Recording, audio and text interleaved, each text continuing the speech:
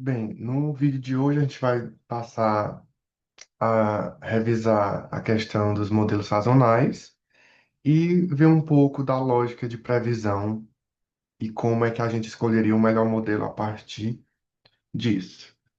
Novamente, a gente tem o Forecast como pacote principal, certo? Então, reforço, se você não tiver instalado na sua máquina, você descomenta, você tira o jogo da velha e faz a instalação. Caso você já tenha instalado, você vai simplesmente chamar o pacote para trabalhar com você, dando um Ctrl Enter, selecionando ou clicando na linha do código e dando um Ctrl Enter, e o R vai entender que agora alguns comandos que você utilizar, ele vai puxar do pacote Forecast.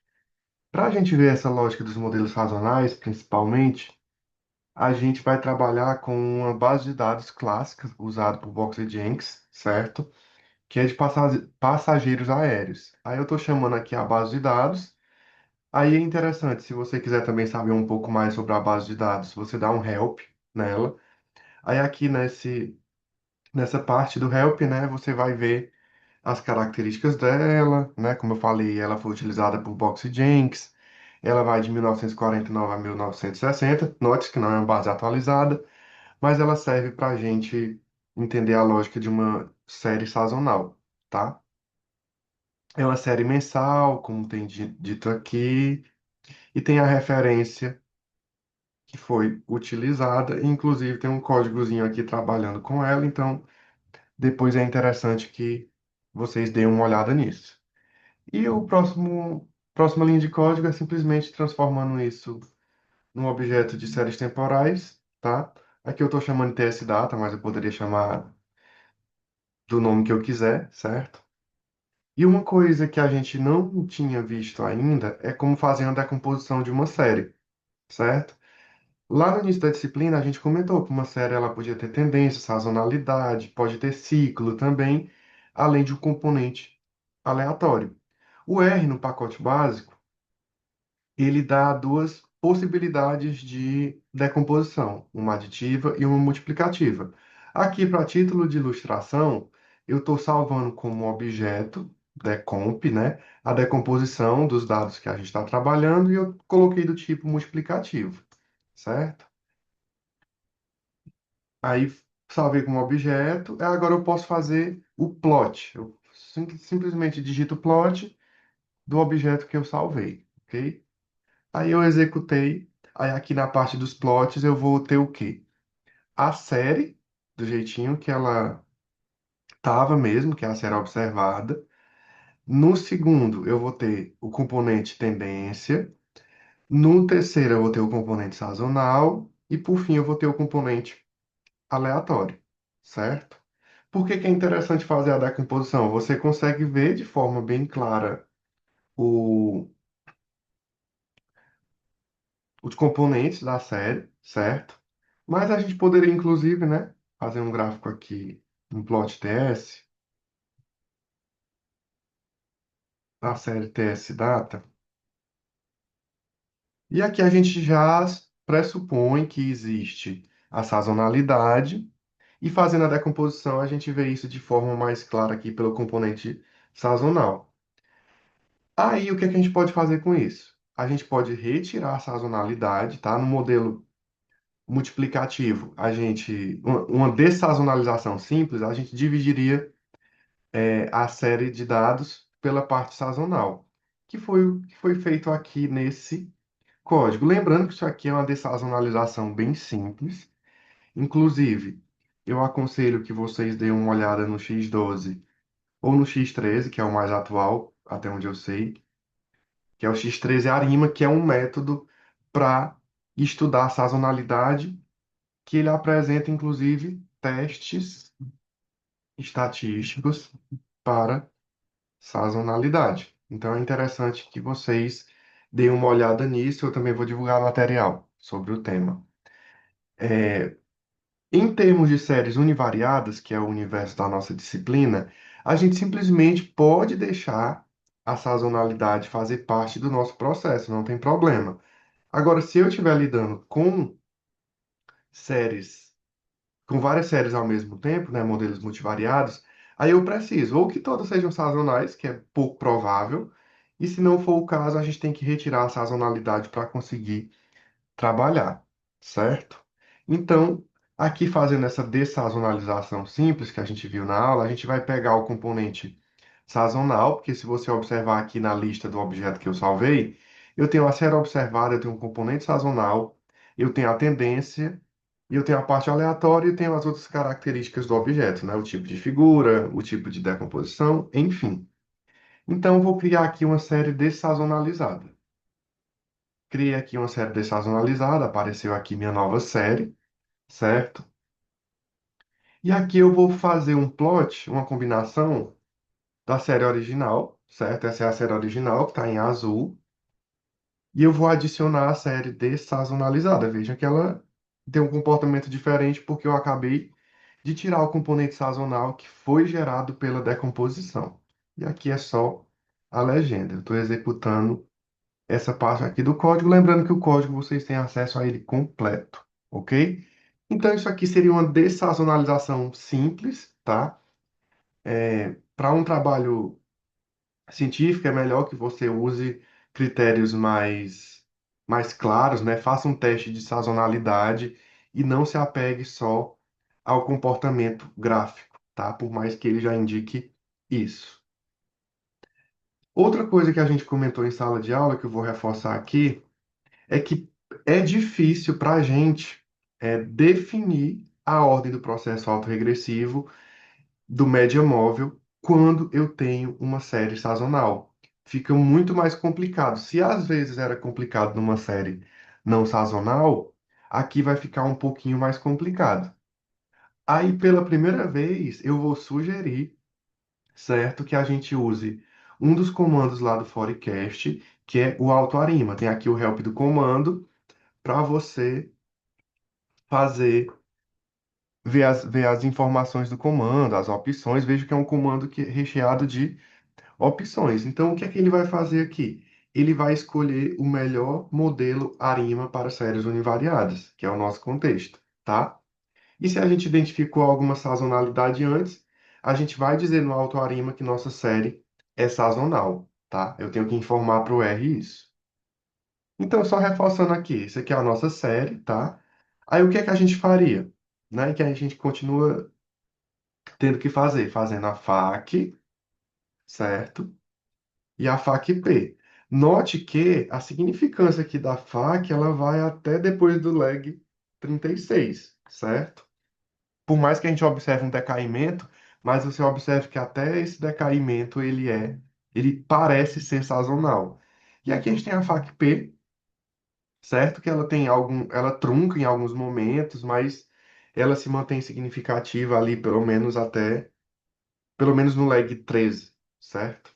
Enfim, são gráficos um pouquinho mais complexos da gente conseguir visualizar. Então, tem uma série que você identificou sazonalidade e você quer carregar a sazonalidade contigo, aí você vai fazer um autarima, que eu estou fazendo aqui nessa parte do comando, certo? Eu estou chamando de fit, né, de ajuste, coloquei autarima, coloquei minha série de dados e disse no comando que existe sazonalidade.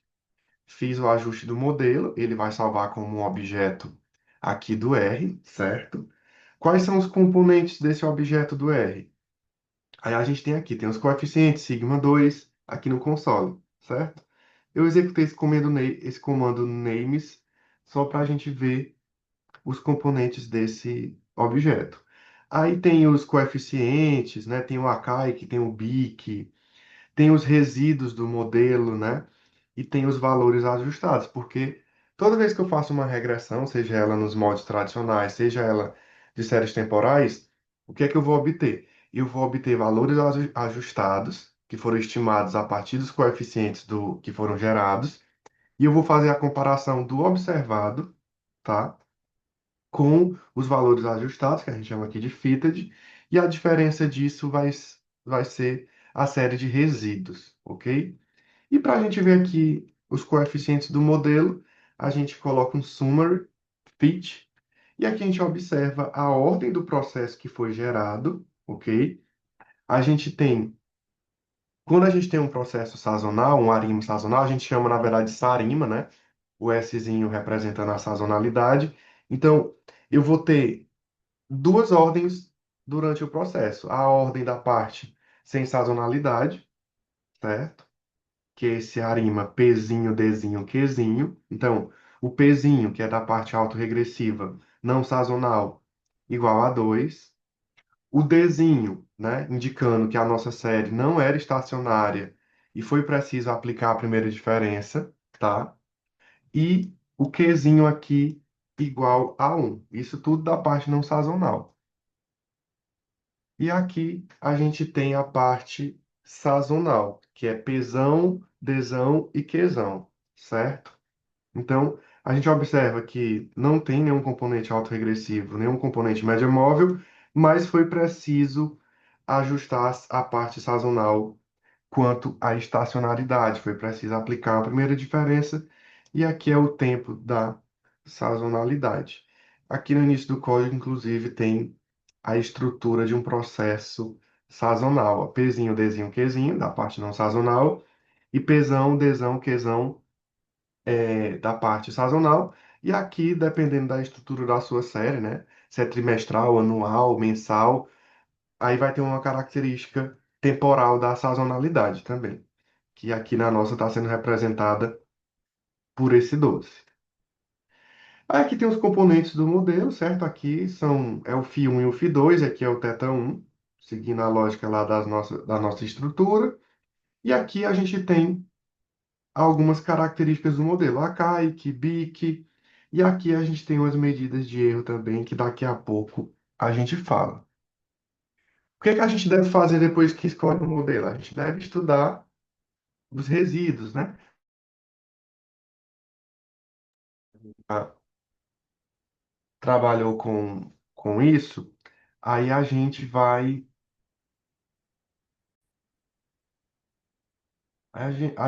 fazer uso do check resíduos aqui para fazer uma checagem rápida. Check resíduos é um comando do forecast.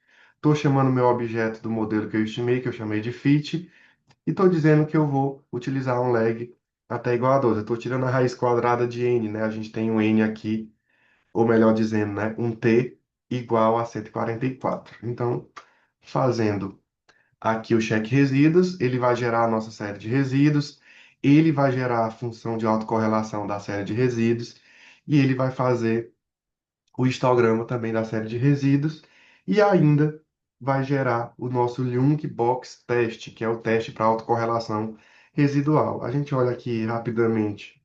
O p-valor do teste ele foi maior do que 0,05, então a gente não rejeita a hipótese nula de ausência de autocorrelação residual, tá? Lembrando que a gente poderia fazer os outros testes ainda, mas a gente já viu isso no vídeo anterior. Aqui é só para fazer uma checagem rápida.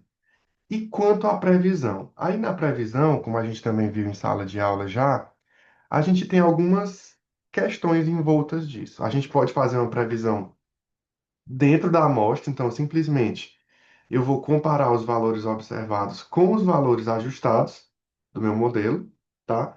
E a partir disso eu posso gerar também as medidas de erro, né? Erro quadrado médio, erro absoluto médio, né? Erro percentual médio e outras medidas que a gente pode obter, ok? Então, por exemplo, aqui essa primeira previsão, eu estou fazendo uma previsão dentro para fora da amostra, ó, certo? Só que nesse caso, eu estou prevendo um ano, eu estou colocando aqui 12 meses, né? Nossa série é mensal. Só que eu estou fazendo uma previsão fora da minha amostra observada. Então, se a minha amostra vai até 60, né? Se eu não me engano, até 60, aqui, a gente está fazendo a previsão para o ano de 1961, utilizando o modelo que foi ajustado. Eu estou chamando isso de um objeto forecast valores. Estou fazendo aqui o forecast, que é o principal comando do pacote forecast. Estou chamando meu modelo e dizendo o tamanho da minha previsão. Fiz a previsão, salvei como objeto. Quero observar os valores médios? Aí eu posso chamar o meu objeto, colocar o cifrão e chamar o min aqui, certo? E aqui eu vou ter os valores observados de número de passageiros aéreos, certo? E eu também posso fazer um plot do forecast. Aí ele vai gerar esse gráfico aqui. Essa série preta aqui é a série original, tá? Completa. E aqui o azulzinho foi a série estimada e o cinzazinho aí são os intervalos de confiança para cada mês, certo? Vejam que ela continua mantendo o padrão, o que é esperado. Ou, se você quiser, você pode usar o comando autoplot, que é um comando do pacote Forecast. Ele vai fazer a mesma coisa, só que com outro layout, né? Caso você prefira. Isso foi um tipo de previsão que a gente pode fazer. Qual é o problema dessa previsão? Eu não tenho valores observados de 1961 para fazer uma comparação, mas é super possível fazer isso, ok?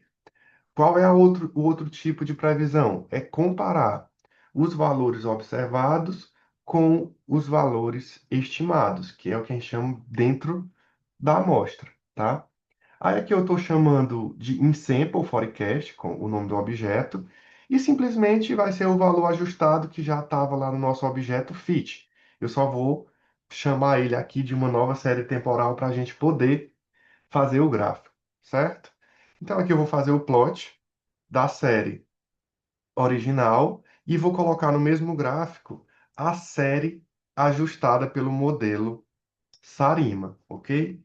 Então, a série preta aqui é a série original e a série vermelhinha é a série ajustada, e a gente vê que elas caminham bem próximas uma da outra, até sugerindo que provavelmente eu tenho um erro muito pequeno, certo?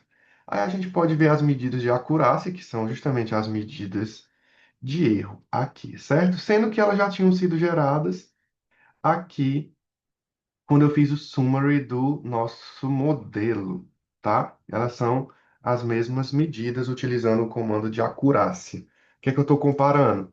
Em Sample Forecast com o TS Data. Quando é que isso aqui é interessante? Quando eu tenho modelos para serem comparados, né?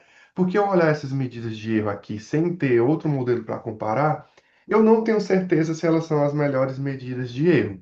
Então, é interessante que a gente carregue ali dois modelos próximos, vizinhos, e a gente trabalhe com a previsão que gere as menores medidas de erro, certo? Aí aqui eu fiz um comando só para a gente comparar a data, as observações, aí depois vocês dão uma olhada nele, tá? Mas o objetivo é só que a gente visualize esse data frame aqui.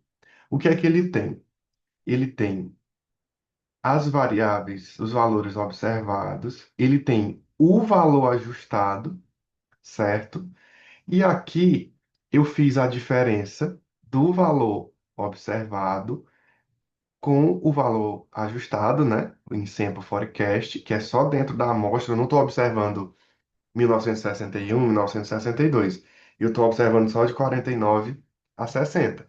Quando eu faço a diferença, ela é exatamente igual à série de resíduo que já foi gerada automaticamente quando eu fiz o autoarima, certo? Então aqui é só para ilustrar que, de fato, a diferença do observado com a previsão dentro da amostra vai dar exatamente a minha série de resíduos aqui. Aí depois vocês podem executar o comando e olhar isso com mais calma, tá? E uma das previsões que é mais utilizada nos trabalhos empíricos é a gente dividir a amostra entre treino e teste. Lá no Bueno, ele sugere que, se eu tiver uma amostra suficientemente grande, eu posso deixar um quarto, um terço para teste e o restante eu uso para treino. Tem também uma regrinha básica de 20% para teste, 80% para treino, tá? Às vezes os trabalhos deixam só o último ano da série de fora e trabalham com o restante da série para ajustar o modelo. Enfim, o que é que seria isso? Eu vou deixar uma parte da minha série que já é observada de fora da minha amostra e vou treinar o meu modelo com o restante. Para quê? Para eu saber se o modelo que vai ser ajustado, ele se ajusta bem aos dados reais, né? A lógica é essa, porque no caso anterior, aquela outra previsão primeira, eu simplesmente fiz uma previsão para 1961, mas eu não tinha os dados de 1961 para fazer a comparação. E aqui a gente consegue resolver todas essas questões utilizando só a amostra observada, tá? Aqui foi o que a gente fez. A gente deixou de 49 a 59 como treino, certo? Executei aqui, aí já aparece aqui a minha série de treino. E a série de teste, que eu estou chamando de teste data, ela só é o ano de 1960, tá? Que é o que aparece aqui para a gente também. Então, o que é que a gente vai fazer? A gente já sabe que essa série tem um comportamento sazonal, então eu tenho que fazer um novo ajuste. Eu não posso utilizar o ajuste anterior, o modelo ajustado anterior, porque o modelo ajustado anterior ele considerou toda a amostra. E eu só quero agora treinar um modelo a partir da minha parte de treino, certo? Então eu estou chamando aqui de fit 1 para não confundir com outro e nem substituir o outro objeto. Fiz aqui o ajuste rapidinho, vou dar um summary, certo? Ficou o modelo mais simples quando eu tirei um ano da amostra. Eu só tenho um coeficiente no meu modelo, um modelo bem parcimonioso, certo? Só tenho um componente autorregressivo aqui, mas a minha série continua sendo sazonal. O Dzinho e o Dzão existem no nosso caso, então a série ela é não estacionária, tá? Então, o que é que a gente pode fazer agora? A gente vai fazer uma previsão utilizando esse FIT1 para o ano de 1960, que é o que eu estou chamando de Forecast Values 2, o nome do objeto, tá? Então, estou utilizando o comando forecast, utilizando para fazer o forecast, para fazer essa previsão, o FIT1, que foi o modelo que eu acabei de ajustar, e o tamanho da minha previsão, eu estou dizendo aqui que é do tamanho da minha amostra de teste, que eu já sei que são 12 meses. Então, executo, salvei como objeto. Posso observar os valores desse objeto? Posso. Eu venho aqui, forecast valores 2 e chamo os valores médios, né? Claro que eu também posso observar o intervalo de confiança, certo? Então, aqui são os valores ajustados para janeiro a dezembro de 1960. O que é que a gente pode fazer agora? A gente pode olhar as medidas de erro novamente, mas quando eu faço as medidas de erro do modelo ajustado FIT1, ele vai gerar as mesmas medidas de erros que o Summary já tinha dado para a gente. Por quê? Porque nessas medidas de erro aqui, ele está comparando os dados observados com os dados ajustados. Mas eu quero fazer uma comparação dos meus valores estimados, né, dos meus valores previstos, perdão, com os valores de teste. Aí eu estou utilizando aqui o comando de acurácia e estou comparando o forecast values com o teste data.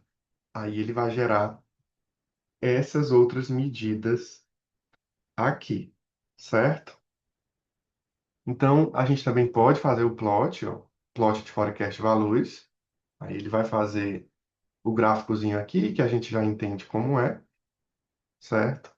E no mesmo gráfico eu estou colocando a série que foi observada. Estou fazendo o plot do forecast e estou adicionando uma linha com o teste data, tá? Vejam que elas estão ali até bem próximas. Ou se a gente quiser, pode fazer uso do autoplot, que é o comando do forecast, ou você pode usar aí outras ferramentas de geração de gráfico para aprimorar isso, tá? Então a lógica de previsão é essa. Lembrando que falta ainda a gente estudar as questões de como identificar estacionalidade. Aí a gente vê isso no próximo vídeo.